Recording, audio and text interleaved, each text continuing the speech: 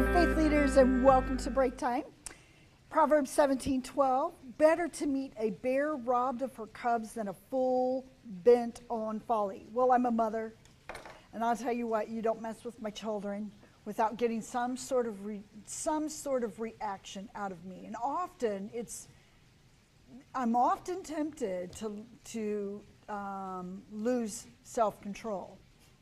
Because I tell you what, my kids are my kids, and as a mother, you're really gonna resonate with what I'm saying. It's in the same way it is with a mother that has baby cubs.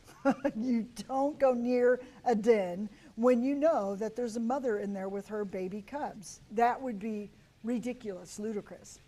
And so it's interesting that Solomon uses that to compare to, it's better to meet that, to be face to face with that, that sort of scenario, more than someone who's bent on folly.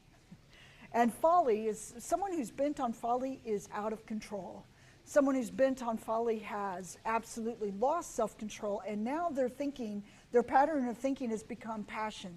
Whatever they're passionate about, regardless of who it affects or what it does, they go for.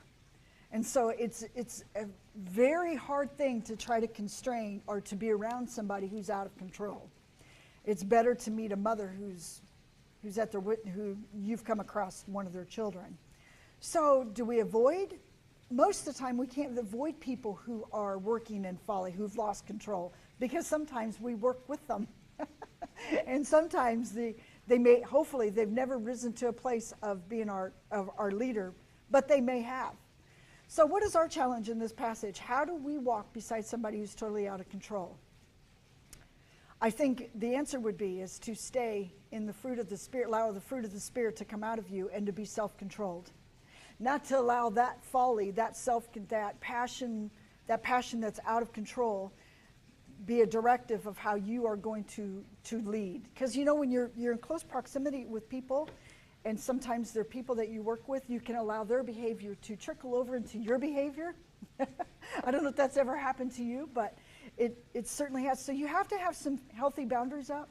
And one of the healthy boundaries that you can come up of is to allow the Holy Spirit to allow you to remain in control. And as a person that's self-controlled, you will not participate in folly. You won't be out of control. You won't allow the passions to get out of control, because the Holy Spirit is the one keeping us in that place. So I pray today that as you and I are going about our workplaces, that we'll notice those people who have submitted their life to folly. But I'm praying they're not being their influence. They're not being your influence. But because of the Holy Spirit living within you, you are being their influence. God bless you today.